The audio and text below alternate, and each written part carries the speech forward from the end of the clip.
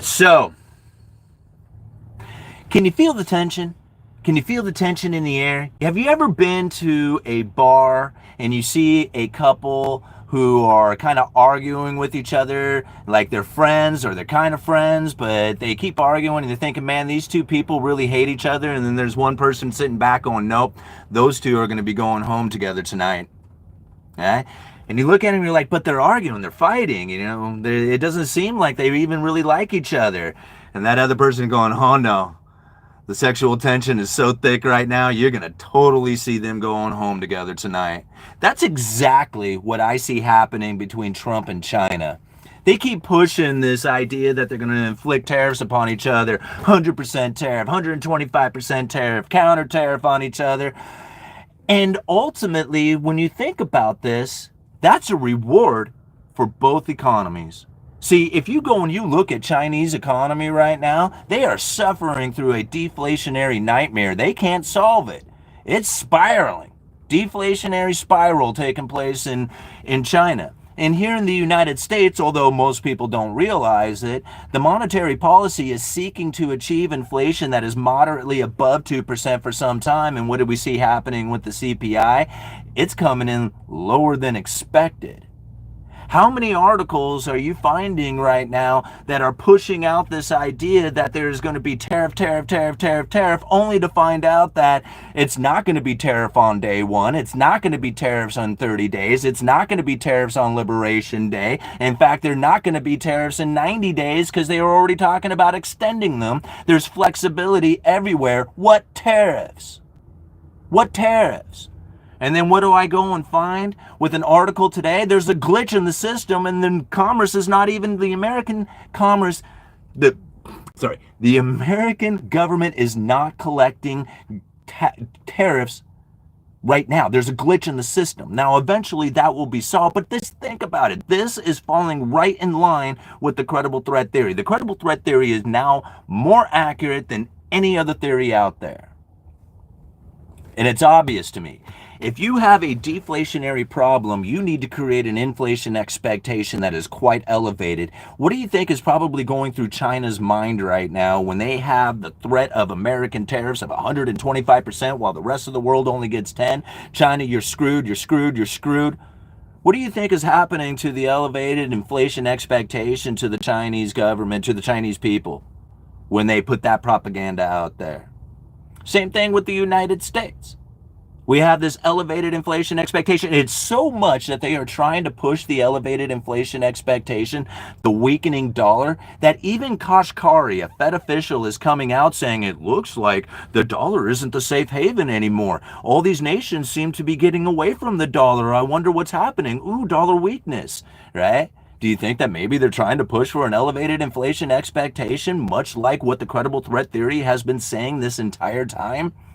I mean, I put out videos a while back talking about what if, because I hate what ifs, right? What if you put all these tariffs on these nations put a retaliatory tariff on you, and then you just back away from the tariffs altogether. Now you're exporting even more money. This is exactly what it is that I believed was going to happen. Triffin's dilemma. How is it that the United States, as the world reserve currency, the custodian of the world reserve currency, get that money out there to the rest of the world? It's very difficult to do.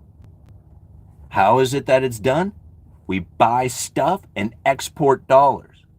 Well, what if the consumer here in the United States is debt saturated? What if they're overburdened? What if they cannot possibly increase their aggregate demand to bring in ever more product coming from these nations? What if they are in a position in which that becomes very difficult? Well, now you're not exporting as many dollars. Well, this is a problem for the rest of the world, because the rest of the world is in demand of dollars, regardless of whether the people believe it or not. There are dollar-denominated debts that exist outside of this country that demand dollars. The dollar is not something that people are trying to abandon. It's something that they have no other choice but to try and acquire.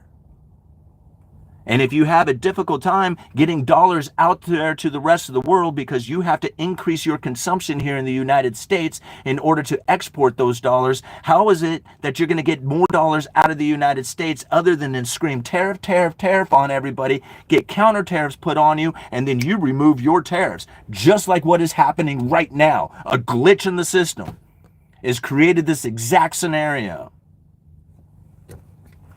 I mean, you can't make this, this is what's so astonishing about it, is that if you think about it, I have been saying this was going to happen. I didn't know it was going to look like this, but I said that constantly. How is it that they are going to get the dollars out of the United States while everybody in the world believes that they are trying to get dollars back to the United States?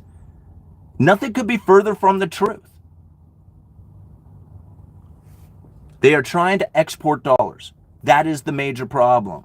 The United States needs elevated inflation expectations in order to save their monetary policy. China is desperately figuring out a way that they can avoid the deflationary nightmare that they are facing right now. And when you have the two super economies fighting each other, saying, oh, we hate you, we're going to inflict all this pain upon you, we're going to do all this other stuff, and in the background, they're making out.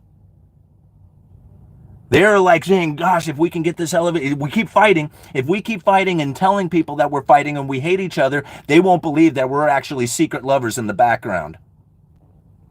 That's what's happening right now. Nobody sees it. Nobody's going to recognize it. There's going to be all kinds of people who tell me that I'm crazy and I'm, stupid and don't understand things, and that the uneducated economist is really proven himself as far as being uneducated. When I say this stuff, the fact is that it's happening, and I called it. I called it out. Since most people don't see what the real problem is, most people don't realize that the monetary policy was desperately seeking an inflationary expectation. Elevated inflation was an absolute necessity to save monetary policy. And you look over at China right now, just type it in, China deflationary nightmare, and you're going to find countless amounts of articles talking about it. How do you change the deflationary nightmare? You have to have an inflationary nightmare. Even John Williams said it back in 2018. The problem we need to solve these days is the risk of inflation that is persistently too low rather than too high. 99% of the people will miss this. I know they will. In fact, you're probably finding in the comment section how delusional I probably am on all this stuff, or how I just don't understand, or how I just don't see it. And yet every single thing that everybody ever brings to me is a symptom of the Cantillon effect. Every bit of it, all the wars, all the fighting, all the stuff that's happening is a result of the economy. It's a result of manufacturing base that is leaving. It's a result of new money being a struggle to try and bring into the nation. This is what it's really all about. All the stuff that you see on TV, all the media articles, all the economists out there, pure propaganda, artistic fantasies, pure imagination.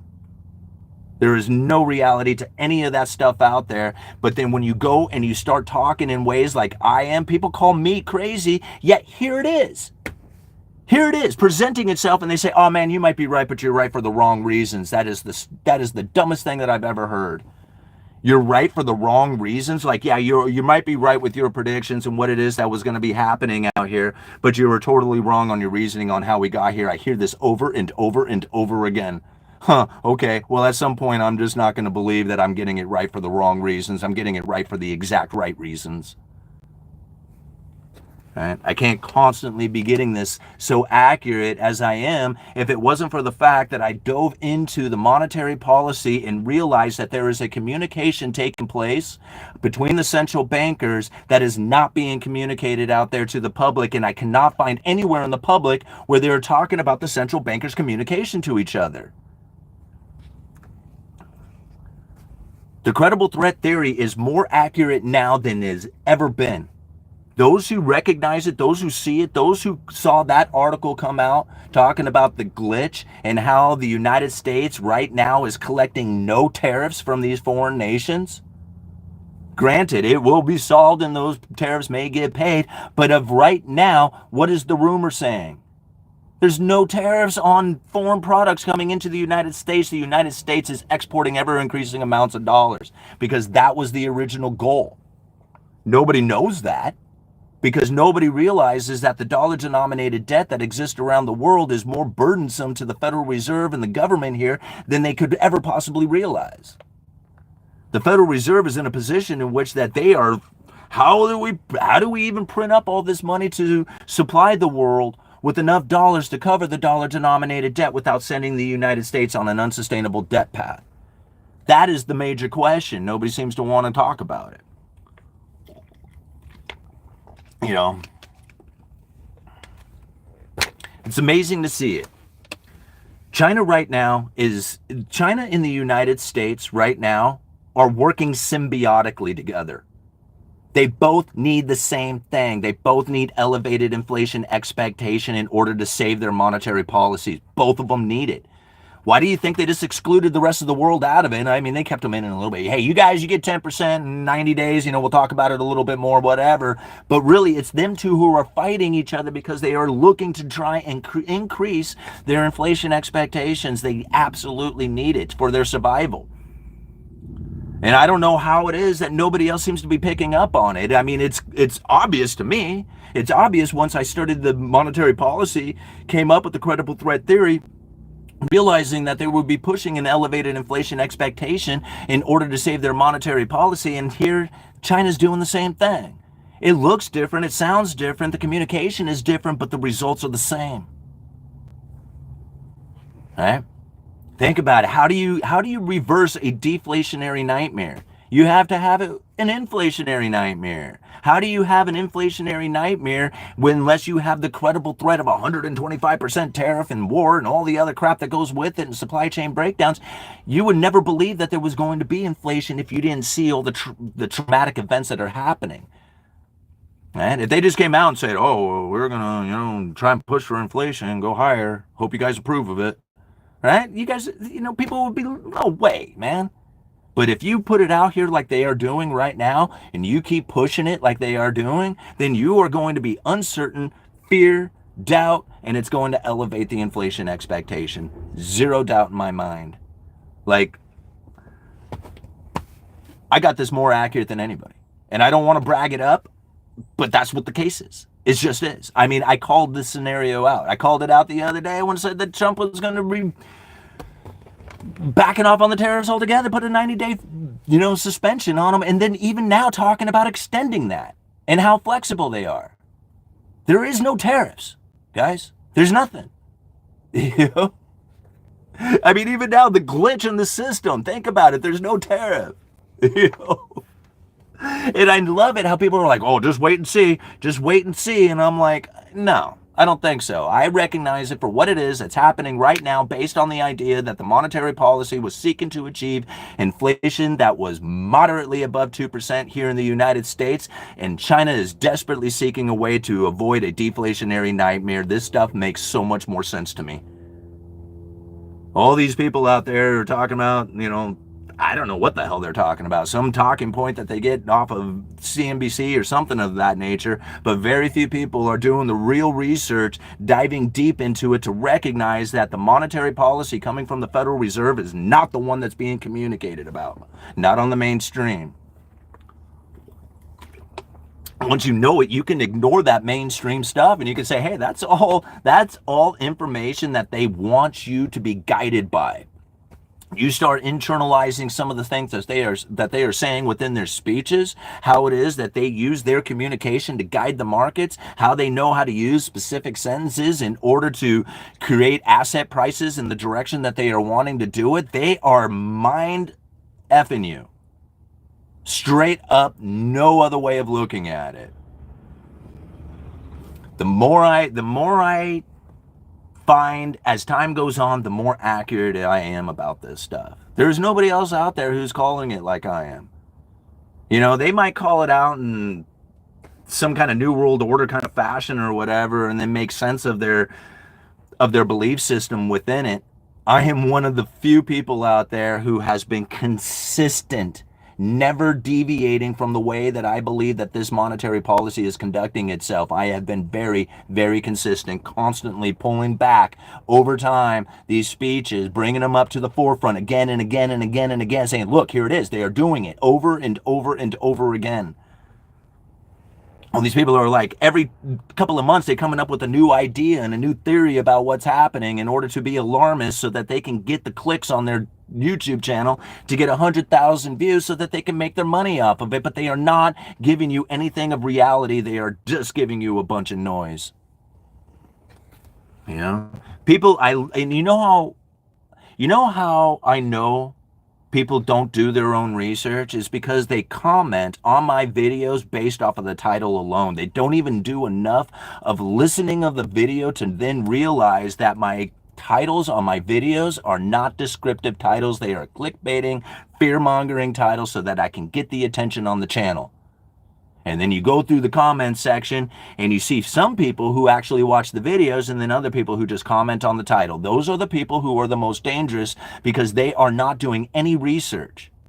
They are literally they do their research by reading headlines, and that's it. That's as far as it goes. They don't even take in the propaganda coming from the article itself, let alone do the research that then, proves or disproves the article that they are reading. They are so far gone. I mean, how many times have I brought up how speeches going back all the way to the early 2000s show highlighted, sections of these speeches showing exactly how this monetary policy is being conducted, how it is that they are using their words to guide the markets, how it is that they are desperately needing an elevated inflation expectation, and how it is that they are pulling this stuff off every single day. I come out here and I share this every single day with you guys, how it is that the monetary policy is using their words, your belief system, your fear in order to save themselves. China's doing the same thing. They're like, think about it. Deflationary nightmare. How do you reverse that? You better have something that screams inflation so loud that it can actually reverse the deflation that is happening out there. Think about the war that is taking place right now between China and the United States. Well, not really the United States because they backed off on all their tariffs because they have a glitch. Right? Maybe it's just so good. It's so good. Like, that's what I love about this channel and the followers of this channel. Those who have been with this channel for years, watching this credible threat theory develop. We have this so accurate. People would listen to us and think that we are absolutely crazy, yet we can call this stuff out. We have it, we have it in an understanding that is positioned, that has us positioning ourselves so well that people are absolutely blown away by how well we can actually do this. I don't know how many people out there were talking, like they're still talking about lumber tariffs from the 25% that got removed. They're saying there's no lumber tariffs. And I'm like, did you guys not go and actually do any research to find out that there's countervailing anti-dumping tariffs that have been put on lumber? But yet there's no mainstream media articles talking about it, and they don't blast it out there over the mainstream media and the propagandized information. So how could they possibly know? Because they don't do any real research. That's why I leave the links. I always leave the links down in the description. Well, maybe not always, but pretty much always I have a link down in the description for you to go check out those links, check out the resources for yourself, and then judge that for yourself. Internalize it and give it whatever meaning that you need to. I'm here to share some information, give you my opinion, but my opinion is very minute on this whole thing. The information that you are gathering so that you can internalize it and use it for yourself, that's your responsibility. When I did that, I realized that what I am seeing out there and what most people believe was very inaccurate. It started with the lumber industry. Like when I was calling out the lumber and I found all these mainstream media articles, all these top economists, all these individuals having it wrong. They had it so wrong. And I'm talking like these are high credible people. And I'm thinking they are like so misinformed. They should be watching the Uneducated Economist because then they would have their information right. I know my information on the lumber industry back during COVID was far more accurate than anybody else's. I absolutely nailed that. And the reason why I'm sticking to my guns today is because what I was seeing taking place within the media, within the belief system of the people, the narrative, was wrong. It was 100% wrong. And still today, nobody got it. They still don't get it. Unless you follow the Uneducated Economist or maybe Madison's Lumber Reporter, because Keta was reporting on it too. Very few people understood what was happening during COVID when it came to lumber and why it ran up so high. 1,700 per thousand at the height of its at the height of the lumber prices. I said it. Lumber's going to come back down to its normal price. What are you all going to say when it does? Nobody could figure out why it did. I was the one person who was screaming it out the entire time, saying that it was a supply chain breakdown, and supply will be coming back at some point. Demand fell, supply went up, prices came down to normal, right?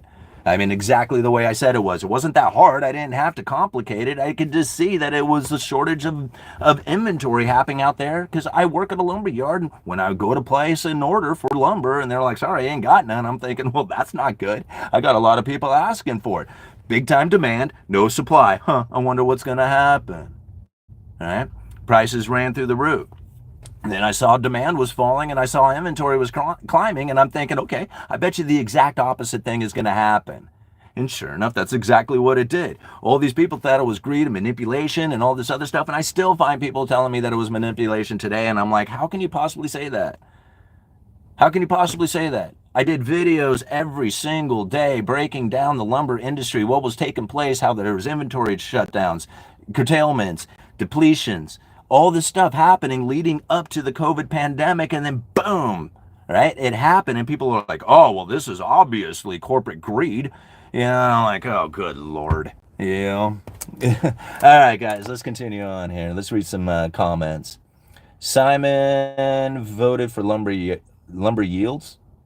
All right. How expensive will plywood be in 1 year? Depends on what the demand does. Demand for houses is going to, like, the builder confidence. When the buyers come back, when the buyer traffic moves to a positive fashion for the builders, then I would imagine then is going to be a big move in the building materials. Right now, builder sentiment is really low. My concern over building materials exploding in price or even moving up dramatically is very low. Think about it. Right now, we have lumber at $570 per thousand, but yet the rumor of lumber being at 25% tariff had it running all the way up to almost $700 per thousand. Once you remove the tariff threat, right, all the speculation comes out of it. We get the reality of the situation. It is much less. Builder demand. That's really what it comes down to. Right? All the other stuff that's in it, I wouldn't even, like interest rates, mortgage rates, all that other stuff. I mean, that's probably, a good indication of what's happening out there. But if you really want to know when the lumber prices are going to move, watch home builder sentiment on buyer traffic. Boom. Like, I can't say it any more clearly. Home builder sentiment on buyer traffic. I've said it over and over again. When the home builder sentiment on buyer traffic increases, goes positive, we are going to see materials moving after that. There's nothing else. I don't care what the Fed does. I don't care what Trump does. I don't care what the tariffs do. I don't care about any of that other stuff. It's all important things. If you want to know when building material is going to move up, home builders sentiment on buyer traffic. That's it. Like, there's all kinds of other things that are happening. That's the lowest one, is the one that is most negative. And once that one starts moving up and becoming positive, I believe that the whole system is going to be a much different reality at that point. All right. Let's see. Let's cruise up here to the super chat from Colorado. Brad, thank you so much. Pause and Reflect Foundation. I love the name, man.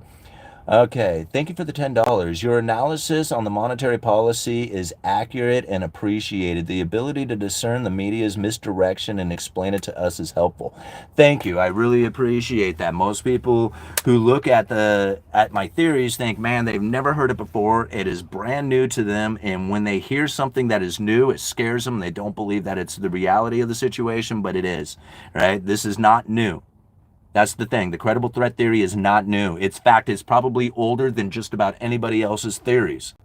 It dates back 20 something years. It goes all the way. Like, I take it back to Ben Bernanke's speech talking about deflation and how to prevent it from ever occurring here. But it goes back further than that. That's where I started, because 20 years ago is enough.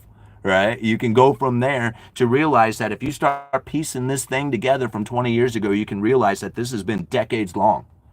Credible threat theory is long. It's long theory. It's not new, right? And that's where most people miss it, is because they think that things that are happening now is a whole brand new concept that has never existed, and it's flying on the seat of its pants, and nobody knows exactly how it is that they need to conduct themselves, including like people thinking about politics or the banks or something. Like, how many times did I read an article talking about how the Fed messed up, or they don't know what they're doing, or they're out of control, or something of that nature? And the entire time I'm thinking, man, that's exactly the communication that they need to be pushed out there in order for them to continue to conduct themselves. Like, people who believe that the Fed screwed up, that they don't know what they're doing, that they caused an inflationary, nightmare that they can't stop. All those thoughts, all that belief, all that narrative is a benefit to the Federal Reserve. I could not explain that any more at the time it was happening, and even today. They are desperately looking for monetary policy to be above the 2% target. They don't want 2% inflation. They want it moderately above 2% for some time. And when you see the CPI coming in less than expected, even after all the credible threat of tariffs, and the CPI comes in less than what it was expected, that's scary as hell for the Fed. The Kashkari came out saying, oh, the dollar's weak. People are getting out of the dollar. How else can I say this? Don't be in the dollar. They're just trying to create an inflationary expectation. Many Fed officials are going to come out and do this. How many, think about it. They're all worried about inflation because of the tariffs, and then the CPI came in less than expected. It's not like they don't know the numbers. It's not like the Federal Reserve doesn't see the numbers ahead of time. They knew that the inflation expectation was falling. They knew the CPI was coming down. But yet, look at all the communication. Oh, we're going to have to keep interest rates elevated because of the inflationary nightmare coming from tariffs. Don't know. Tariffs, uncertainty, uncertainty, uncertainty. I mean, every single one of us. Did you say uncertainty? How about you? Goldsby, you say uncertainty? Williams, you say uncertainty? How about you? Michelle Bowman, you say uncertainty? All you guys say uncertainty, okay? Because we got to make sure that nobody is certain about what's going on. We got to keep this elevated inflation expectation rolling. And then the CPI comes in less than expected. What? Come on. These are the people who have access to all the data, all of it. They knew that the CPI was going to come in less than expected, but yet they pushed out for weeks ahead of it. What? Inflationary nightmare due to tariffs. Uncertainty. This is how they do it, guys. Like, the mainstream media attention to the monetary policy is pure propaganda. Whatever it is that they are delivering through that is the message that they want you to believe so that they can continue on. The reality is not that. And that's where, I prove it constantly here. Today, with this glitch in the tariffs, it just proves my point even more, that the credible threat theory is far more accurate. I said it before. What if counter tariffs are put on the United States and then the United States removes the tariffs? Now we can export even more money without having to increase our commerce. They're just literally just going to take more from us. That's exactly what I believed needed to happen because of Triffin's dilemma. Right? This is, again, all the economic forces being if you look at the economic forces, they are more powerful than the politics. They are more powerful than the beliefs. Right? So here you have Triffin's dilemma, where the United States, being the custodian of the world reserve currency, has a problem trying to get those dollars out there to the world. There's dollar-denominated debt. When that debt comes due, the dollar strengthens. When the dollar strengthens, that puts a burden on our manufacturers. When the dollar strengthens, that's a problem. We need inflation here. We don't need deflation. We need inflation for the monetary policy. I'm not talking personally. Deflation's great. I got savings. I would love to see deflation. I'll take advantage of a deflationary scenario just the same as anybody else who has a savings would do. But the monetary policy can't have deflation. Absolutely not. The scariest thing in the entire world. They will avoid it at every cost that they can possibly do it. They will avoid it. Go and read Ben Bernanke's speech, Deflation and How to Prevent It from Ever Occurring Here. He knew that they were going to run out of monetary policy and that they would have to use their words. He describes it with a gold machine. Here it is. It's happening, guys. It's happening all around. All right, let's go check out this other super chat we got from Paul Swartzko. I'm sorry, Swartzkowski. I'm sorry, I butchered the name. I try, I really am. But thank you very much for the 50 PLN. What's that? Where's that from? Really appreciate the support, man. Okay, it says, I thought exactly like you about the credible threat, but this elevating inflation is not long period of time. I think, why to do all this for short-term effect of keeping inflation higher? Well, I mean, I think I agree that it's going to be short-lived, but in order to get the neutral interest rate elevated, see, this is the whole thing. Like, this is why I know the credible threat theory is the most accurate one, because this is the outcome. This is what they are trying to do. This is what the goal is, right? This is the whole point. And I'm going to make it very simple. Those who've been following, they know this. They already know this, right? The problem that the Federal Reserve was facing, and you have to think, the Federal Reserve and the American economy is by far the most important part. We have the world reserve currency. We have to keep the monetary system going. If we fail, everything fails, right? So it's absolutely critical that the Fed keeps going, that the monetary policy continues to operate. Here's the problem. Their monetary policy was failing because of something called a low neutral interest rate. And I know I bring this up a lot, and people are probably rolling their eyes because I say it just about every single video, but it is by far the most important part to understand, because this is the point. The neutral interest rate being close to zero meant that they cannot conduct themselves with their monetary policy and the interest rate adjustments. That was broken, absolutely broken, not going to work. Very few people realize that. They talked about it. Monetary policy operating out of the lower bound of zero was ineffective. It wasn't going to work. That's why they came up with quantitative easing, with the money printing and the asset purchases, buying all those U.S. treasuries. And they came up with something called forward guidance, job owning, right? Now, their words saying, hey, we promise to keep zero interest rate policy for extended period of time, and we're going to fire up these printing presses, and we're going to push out a bunch of money out there, and the inflation expectation was elevated. The actual inflation didn't occur, but the expectation was. That right there is how they were able to continue on with the monetary policy. It's because they were using their words. The people believed it, and commerce kept going.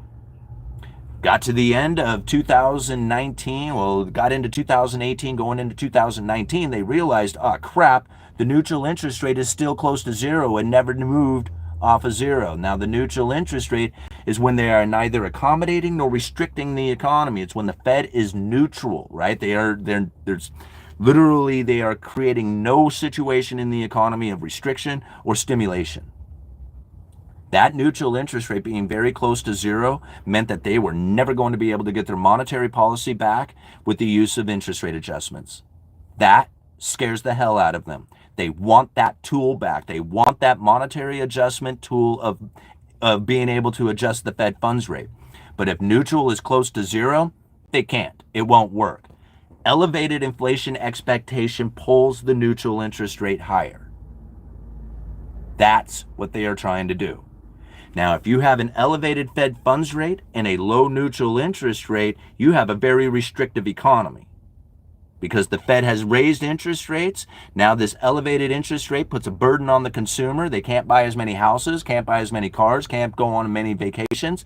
Business investment slows down. There's less people being hired, right? This is the restriction. If the neutral interest rate starts to tick up because of an elevated inflation expectation, the resistance becomes less. How many people communicate this? Nobody. I'm the only one. This is being communicated from the Federal Reserve to the other central bankers out there. Do you know that? See, this is how I'm able to come up with this idea. It's not because I invented it, it's because they said it. But yet nowhere in the mainstream media, let alone the mainstream economists out there, are talking about this. You raise that elevated inflation expectation, you raise that neutral interest rate, you get it ever higher to the Fed funds rate. Now you got an elevated neutral interest rate, elevated Fed funds rate. When you go and drop your Fed funds rate back down to the lower bound of zero, you got all this stimulating room. This is the point. They are trying to get the monetary policy back. They lost it. They lost it decades ago. They knew it was coming. They knew it was going to be a problem. They knew that they would have to establish a new way of conducting themselves with their words. They communicated it. They talked about it. They even talked about the different channels of communication that they had established in order to get the information out there. Because they knew that people weren't going to listen. They knew that if they talked about monetary policy, that nobody would be listening. So they started coming up with memes, music videos, social media posts, all kinds of stuff. And this is, I'm not talking just the United States. I'm talking this is what they did around the globe. Because it was the same problem that other central bankers were facing as well. A low neutral interest rate. They needed a global inflation expectation in order to save monetary policy. And this is exactly working. It's working so well. And nobody knows it because they don't communicate it. Nobody communicates this. No other economists, nobody on CNBC, nobody out there on YouTube. I am the only one. And I don't know why. I don't know why that is. I wished other people would pick it up because I know that they can go with that credible threat theory. Once they recognize it, they would be able to deliver it far better than me. I know they could. But since nobody sees it, I'm the only one. And I feel obligated to continue to come out here and show you exactly how it's happening. Today's glitch is just, it was just more proof of it, right? They have tariffs. We take away the tariffs. We export more money, right? Tariffs on day one, I mean after 30 days, I mean on Liberation Day, I mean somewhere in 90 days, I mean we'll be flexible on it, maybe we'll just extend it. What tariffs, right? Credible threat of tariffs everywhere. Everywhere. Credible threats of tariffs everywhere. Reality, not so much.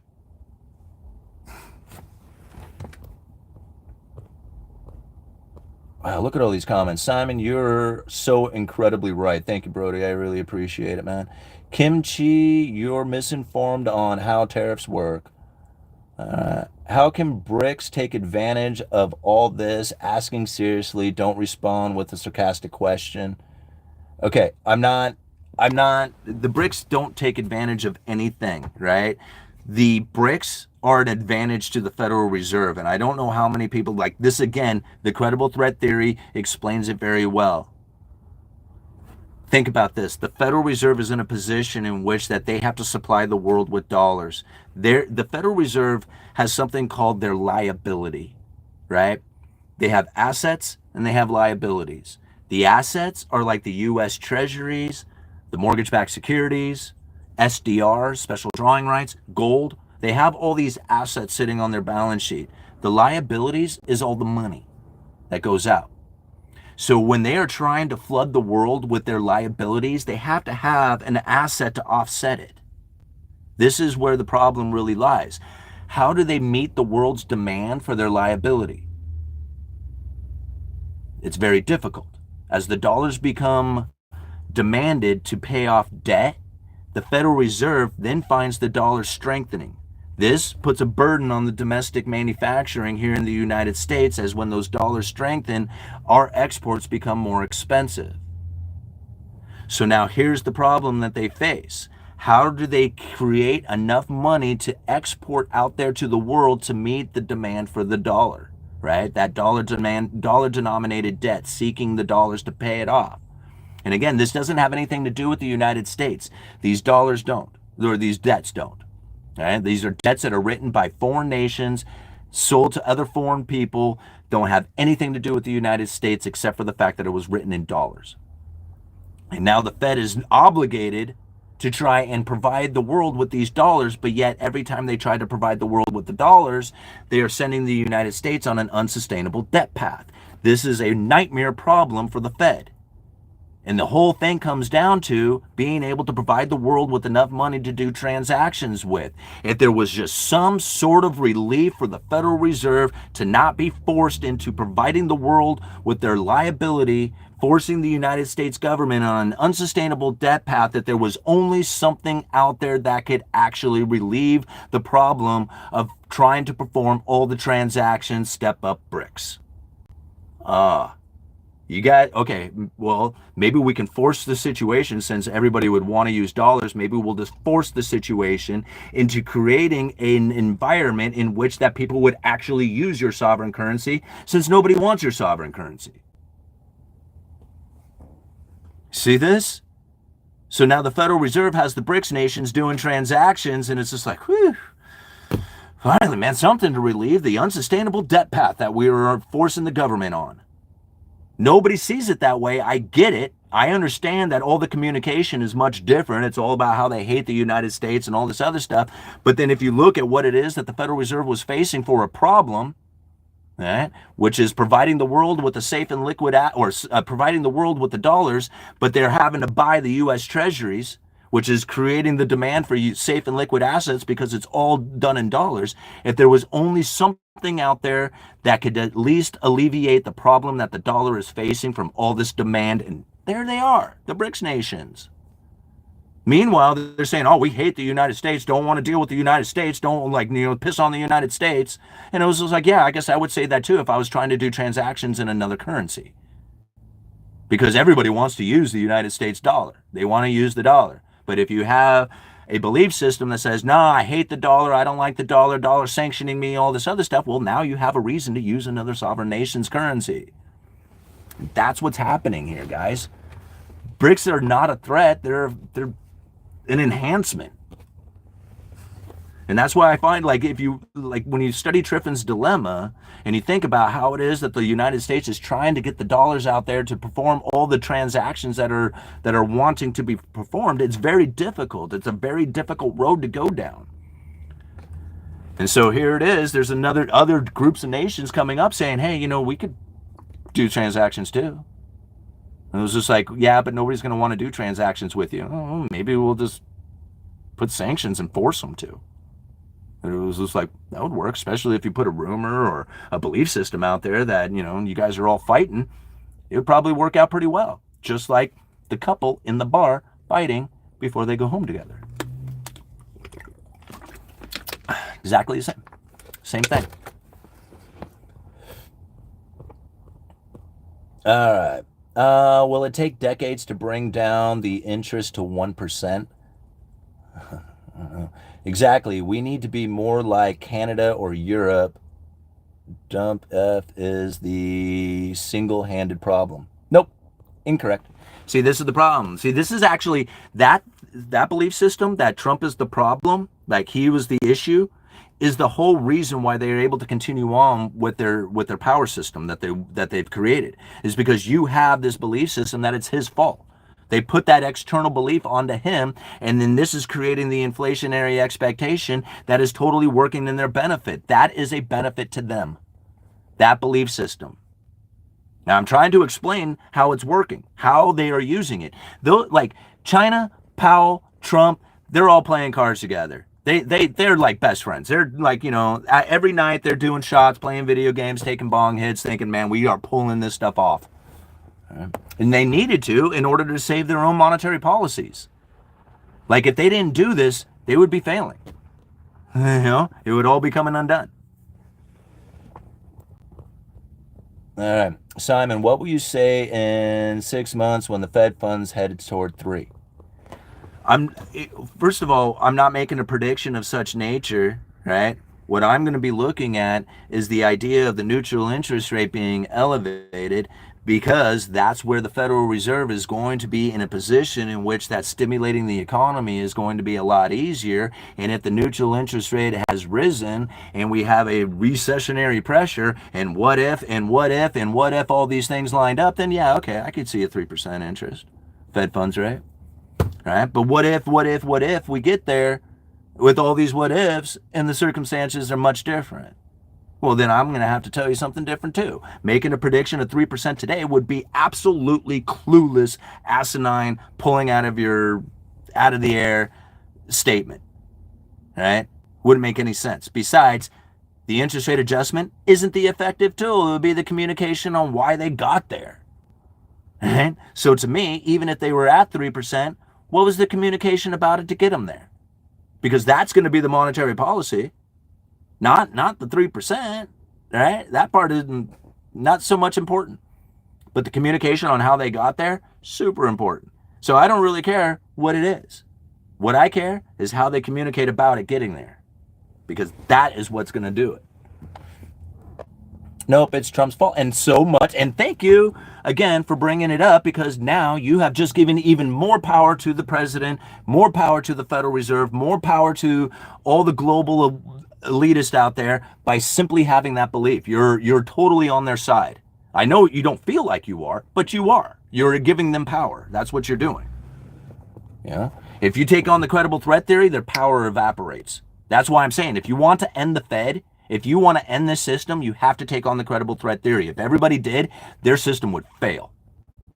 But since most people believe that they're trying to bring down inflation and that there's this war going on over tariffs and all this other stuff, they get it. They get everything that they are wanting. All right? Meanwhile, we suffer in pain. All right? Oh, especially those at the lower income. Lower income, lost jobs, they suffer the most. And the Fed knew that this was going to happen. Powell even said it, August the 27th, 2020, that, inflation is really painful for the low income households, those who have suffering with lost jobs. However, monetary policy at the lower bound is a major issue. Can't have it. Must have elevated inflation. It would seem counterintuitive that the Fed would want to do this, but yet that's exactly what they said that they were going to do. They said it seems counterintuitive that we would want to push up inflation. The Fed said that. However, if they don't, we are going to destroy our own monetary policy. I mean, go back, read it. August 27th of 2020, Jerome Powell's speech on monetary policy. You read that speech, it'll blow you away. He predicted and said that they were going to have inflation before it happened. Yeah. All right. Money controls livelihoods, therefore money is power. How much will American t-shirts be? Federal minimum wage workers will be needed. All right. Trump is an actor, and if you are the audience, they can just raise the interest rates. They would need credible threats. They can just raise the interest rates. No, they can't. No, they can't. They can't just raise the interest rates. You're losing your mind. In fact, no, they can't. 2019, the Fed got it up to 2.5% on the Fed funds rate, and the whole world was coming undone. They hardly got anything out of their Fed funds rate. And in fact, they were like trying to push interest rates ever higher. They couldn't do it. Trump steps up and says, hey, no problem, boys. You know we're buds. I got you, Powell. No problem. Give me that microphone. You just sit right there. You need elevated interest rates? Give me 1 second. There's no inflation. The Fed should be printing money. Negative interest rates. That's what the Fed should be doing. Now, how did that benefit the Fed? When all of a sudden Trump comes out and says there's no inflation, the Fed should be printing money. He did this in 2019, you remember? It was right when the Federal Reserve had Fed funds rate up to 2.5 and they couldn't go any further. What was happening there is he was lowering the inflation expectation and raising the real interest rates. He was doing it as a benefit to the Fed. He wasn't mad at Powell. He was buddies with Powell. Powell was trying to raise the interest rates. He couldn't get it any further. Trump says, no problem, man. You stuck. I got you. No worries. Here, give me that microphone, man. I'll get you some inflation or I will lower the inflation expectation and get you some real interest rates off of this. Give me that mic. There's no inflation. The Fed should be printing money. Boom. There you go, bud. Got all the real interest rates you wanted. And then what happens a few years later? Not even a few years later. It was a few months later, really. COVID kicks in. Federal Reserve lowers their interest rates to zero, starts off stimulating the economy, quantitative easings, severing of the supply chain, and the inflationary pressure rolls in. Federal Reserve, operating out of the lower bound of zero, says we are going to be going extra low, extra long for an extended period of time to push the inflationary scenario up higher to make up for the fact that we failed to achieve the 2% target over the previous 10 years. So inflation expectations starts to ramp up. People lose their minds. The Federal Reserve is sitting back on make-up strategy. And it's working out. It totally is working out for them. How much? Gotta go, guys. Dang it. These lunchtime videos just go by so fast. All right, Uneducated Economist, you guys let me know.